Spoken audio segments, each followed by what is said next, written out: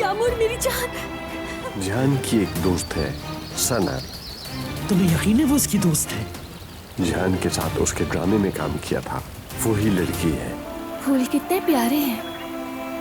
बचपन में पिकनिक पर जाती तो जुमरद के साथ फूल चुनती रहती। थोड़ा सा और तेज।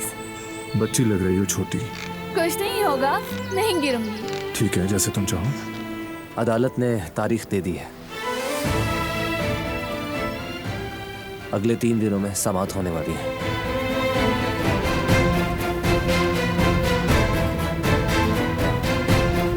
क्या कुछ देर के लिए मुझसे वकील की हैसियत से नहीं बल्कि एक दोस्त की हैसियत से बात कर सकते हैं? बारान भाई, अपील वापस ले लें प्लीज। जो कुछ तुम्हारे दिल में हो रहा है बिल्कुल वही कुछ बारान साहब के दिल में भी हो रहा है। तुम दोनों बस अपने दिलों को चुप कराने में लगे हुए हो, मगर यकीन रखो कि तुम्हारे दिलों की आवाजें दूर तक जा रही हैं।